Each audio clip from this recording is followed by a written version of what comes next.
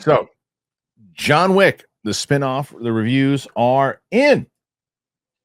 After delays, extensive reshoots, concerns, and rampant speculation, the John Wick spinoff Ballerina film arrives in cinemas on Friday, and the reviews are now out. Verdict is decent. Film is sitting at 75% on Rotten Tomatoes and 62% on Metacritic. Certainly the weakest of the film franchise, though considerably better than the widely panned last attempt at a spinoff with the Continental. Reviews paint the picture of strong action, a robust turn from Ana de Armas, a more comedic tone than the main John Wick series, and a film that improves as it goes along. Most issues seem to tie to the script and story. Sampling of reviews. Good news is that Ballerina has another place it wants to show us, and that place turns out to be a wonderful addition to the franchise, ever-swelling cinematic universe.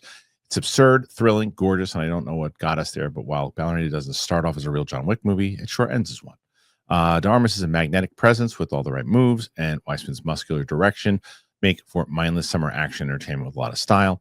Do have to admit that De Armas carries off the essential silliness of Ballerina, and after her performance as Paloma in No Time to Die opposite Daniel Craig's 007, she proves once again she can do action. Fight scenes are all Ballerina has going for it, but they're frequent, varied, and clever enough to make watching the film a worthy summer pastime.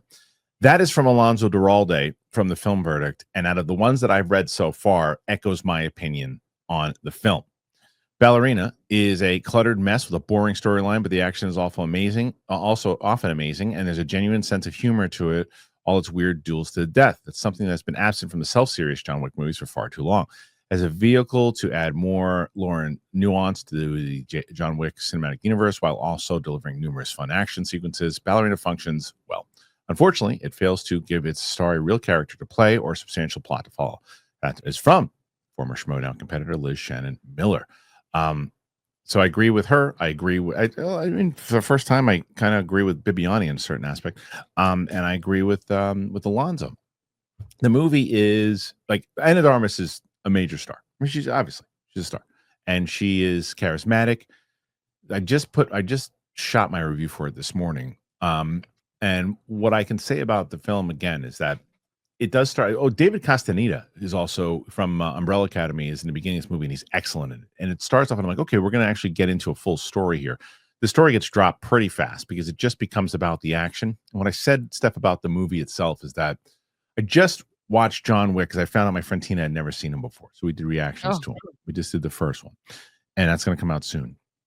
And well, the first John Wick movie is so different in tone than the other ones. Like it is. Mhm. I said this in my out of the theater reaction. I said it in my review. There was a comment in my out of the theater reaction because I said the thing that was missing in this movie was like the story and like really locking in. And some guy goes, "Oh, what you want a story? The first John Wick's about a guy's dog gets killed and that's it, and then he kills everybody." That's not what. If that's what you saw the wrong movie.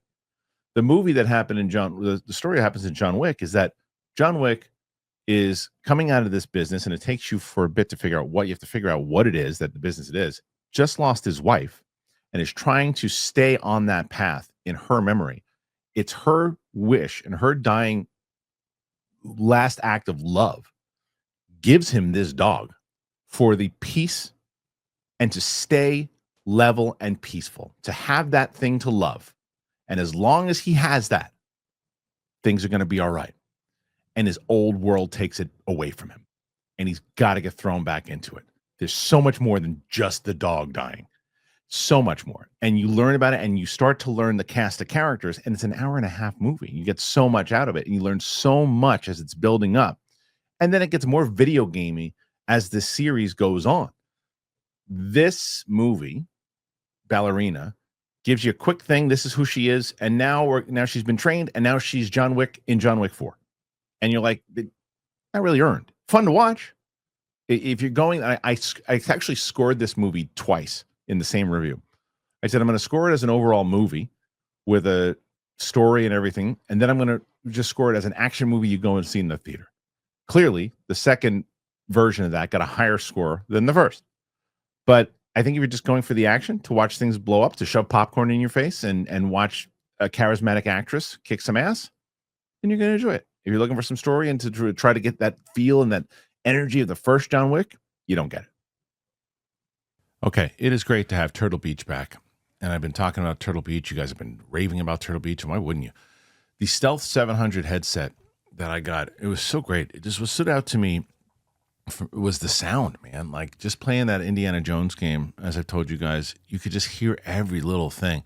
I love it, and it's just it locks me in. It's better than the other previous headsets I've had. I've just had I don't like being aware that there's other things going on around me. I like being locked into it and hearing every bit of the sound design and just comfortability. To be honest with you, I could wear them for hours. I did. It's almost like they're so comfortable in my head. I was like, oh, I didn't realize I have these things on. I love how precise the audio is. I just feel like I'm so locked into the game when I'm doing it. And it's like that feeling I get when I'm in the theater. I'm just in the world because of the sound. I love sound. You guys know that. The other thing that's great about it is the 80-hour battery. That's crazy. I mean, you don't even feel like you ever have to even charge it. The worst is you're playing something and then it just craps out on you. And you're like, oh, no. The Stealth 700, it has the industry's first ever cross-play dual wireless transmitter system. What it means is that you can seamlessly switch between your consoles and your PC with just a click of the button. It gets even better. While being connected to your console, the Stealth 700 can connect with your phone for music streaming or taking calls at the same time. Listen to your favorite songs while gaming, and it's all done with the Stealth 700. And this is the easy part. You head to turtlebeach.com, use that code Kristian for 10% off your entire order. 10% off at turtlebeach.com with the promo code Kristian. But you're going to purchase it, and then they're going to say, hey, where'd you hear about us? You say, our show. You support our show, you tell them that we sent you, and get the ultimate immersive gaming experience with Turtle Beach today. What are you excited about with this one? Ana de Armas is just a star. Like when you hear people talk about her, it is like it was one of those things where I always enjoyed watching her in movies, and then I saw the internet react to literally just a photo of her like in the audience at an award show, Yeah. and like she has a magnetic pull. Men love her and women do too. Like she's just awesome. So I was kind of curious what the story was going to be. It's kind of a bummer because I felt like I got the vibes that they had a really strong story to tell. And then the few scenes we did see within the ballerina, like the confines of where John Wick was raised, I guess, were really interesting. And I was like, I want to know more. So that was enough for me to be like, okay, that's a cool world to explore for a prequel or whatever it's going to be. And yeah, so it's a bummer to hear that the story wasn't super strong. I think that's like the most important thing you put with a script, except in this rare occasion in action films where if the action is pretty decent, then you have a good time and it's like, okay.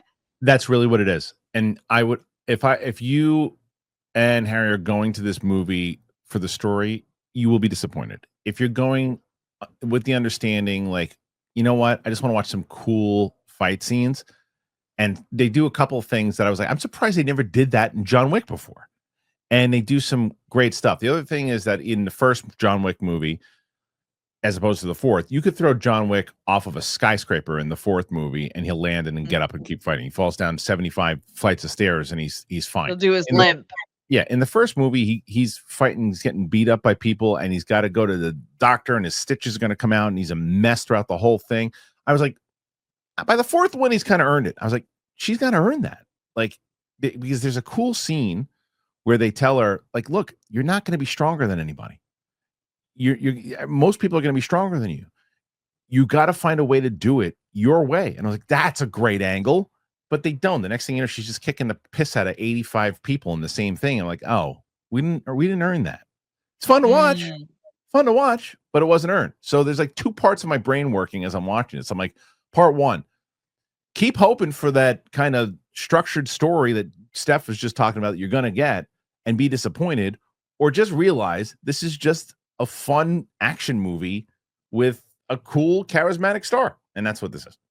Right. I feel like to your earlier comment about how the guy's like John Wick's just about a dog who got shot. It's like the genius of John Wick is because they used a very simple device to Yeah, show exactly what it means to be human in exactly. grief and like in this position where I have gotten a dog for that reason, like Yeah. if someone so it was just because it was simple and effective, it's not it wasn't like just nothing writing. It was really, really explicit and just smart writing. And that's why everyone loves John Wick. And that's why, by like you're saying, by the fourth, you're like, do whatever you want.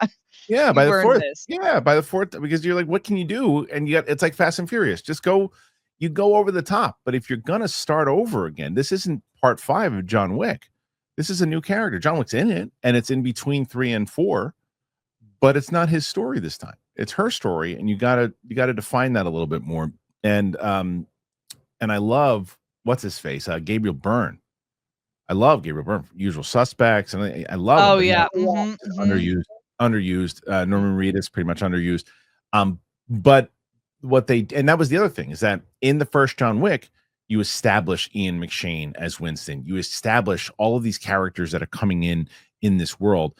You don't establish a lot of new characters in this. You just reestablish the old ones and like give me some new ones, give me some new characters and define them the way you define the other ones. So you can franchise this thing, and it doesn't look like. And it's Right. also shows you the difference in the stuff that Len Weissman is just look at the screen and go like this for like a little bit.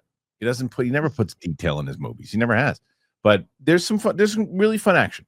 There's some really fun action and some crazy kills. So if you're going for that, you'll enjoy it. Yeah. What do you guys think? Are you excited about this? Do you want to see this movie? What say you? Put your thoughts in there.